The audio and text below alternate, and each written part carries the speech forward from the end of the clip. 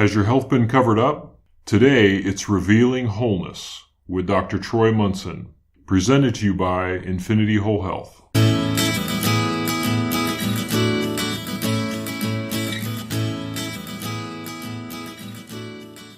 Hello and welcome. I'm Dr. Troy Munson on Revealing Wholeness. And today is a fun talk that really a lot of us need to know more about, because we have these MDs and other doctors that will come in and tell us our blood test scores are good or not good, or we're high or low. And what does that really mean to us? And to have a little bit of information at your disposal, and maybe some being armed with some information, becomes a good idea when walking into blood tests. So if you've had blood tests, I encourage you to pause this and actually go get them, because we're going to talk kind of about what to look for. What are some red flags and what are some possibilities, so that you can have a little bit of idea of what's going on with your own health. So as we talk about normal blood test scores aren't good enough, what is a normal blood test? So if we go to an MD or we just go to a lab and get blood work done, a normal CBC is we would call a complete blood chemistry evaluation, so CBC. It's going to look at kind of just general markers in our blood. And the medical profession, they give a range. So I'm going to give a range for, like, let's say calcium. So they're going to check calcium on my blood, and they're going to give me a range of 8.8 to 10.6 is normal. And I want you to understand that that is actually not normal. That is average. And the reason that that range is so broad is that until you go out of that range, it's not catastrophic enough for them to do something with a drug or a lotion or a potion, so to speak. And so within that vast average, what they would call a normal blood test score, there is actually what we call an optimal range. So within each blood test score, there's an optimal range, and that's where you'd really rather focus, because that makes blood tests much more functionally appropriate. So when we talk about functional medicine, this word and this phrase is thrown around a lot, and it literally just means that we're looking at the body through a functional eye rather than a mechanistic eye, or breaking it down into its smallest parts, which you can't take a liver out of a body and say, hey, let's see how it performs. It always performs with the whole. And so you must look at everything functionally. Why would liver enzymes go higher? Why would they go low? Why would calcium go higher? Why would it go low? Why are my thyroid numbers go higher, go low? And how do they relate with everybody else? Because everybody tends to function and dysfunction together, and some systems more than others. So in calcium, let's say, since the ranges I think are like 8.5 or 8.8 to 10.6, I think is about the range. That optimal range is 9.5 to 10.2. That's the optimal. And if we really want to be exacting, 10.0 is the very best or optimal calcium range. So if you're like, wow, I'm a 9.1. Well, obviously that means that you need calcium, but it could mean that you're lacking vitamin D. It could mean that you're eating too little grains and not enough protein. It can be that there is some type of nutrient deficiency going on somewhere else that now is causing that. And we don't just want to blanketly give calcium because we think you're low. We want to do it in an organized fashion that actually means something to the body. If we look at triglycerides, because I love looking at triglycerides, everybody has a lipid panel and everybody freaks out because their cholesterol is high.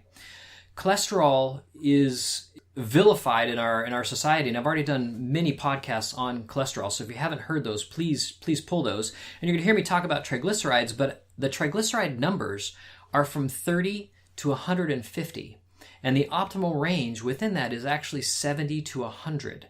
And so I routinely see clients come in their 130s, 140s, high 140s, even 160s out of the range, and they think that they're okay even though they're at, like, let's say 145. What that tells me is that they're eating way too much sugar and bread and carbs. And what that does is then carve up the blood vessels, begin to crack them, and they bleed. And now we have cholesterol that's plaquing inside the arteries. So if we really want one of the four values in a blood test, like triglycerides, HDL, LDL, and cholesterol, if we really want to look at the most important number of those four values in a lipid panel, triglycerides is always going to be it. cholesterol is irrelevant until we manage the triglycerides well. So I've had clients also be very low on triglycerides and say, well, isn't that good? I'm not eating that much sugar. So, well, actually that means that we have some thyroid issues, or we could have some malnutrition issues. We could have an autoimmune issue going on. So just because we have low values in something like on a lipid panel doesn't necessarily mean good things either, because we do need fats and they're important to the human body.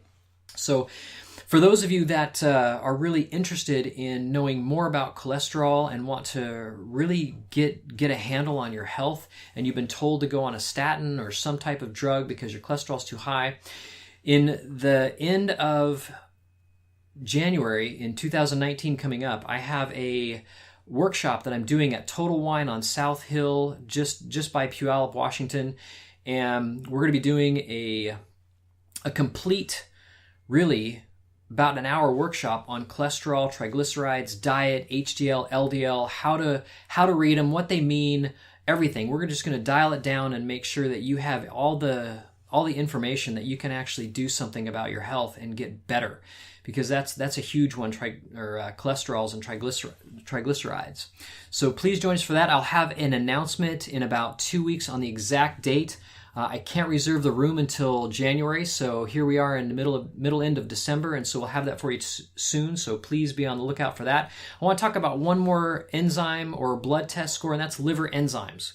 Liver enzymes are often miscommunicated because they're anywhere from 0 to 45 or 50 depending on the lab.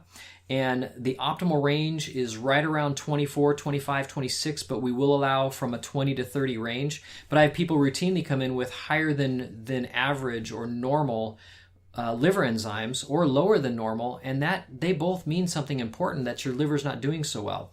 And we've gone at length talking about liver and how it makes our hormones active, it detoxifies the body, it makes the bowels move if we're constipated. It is all these things that we forget that the liver does, and it is the repository for most of our nutrients. And so we really want to be sensitive to those enzymes and pay attention to them and not just ignore them because they might be within that normative value, but they're really actually running high or running too low.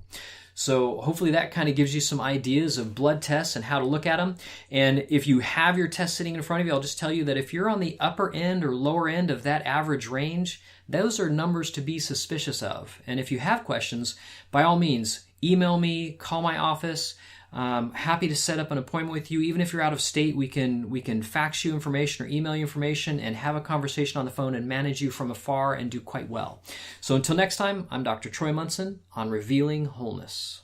This concludes another episode of Revealing Wholeness with Dr. Troy Munson. If you have any questions concerning this podcast or others, you can reach Dr. Munson by email at chiroman, that's CHIRO man, at dr.com. Or you can call him at his office during office operation hours at 360-893-8586. This show is sponsored by Infinity Whole Health on the Disruptors Podcast Network.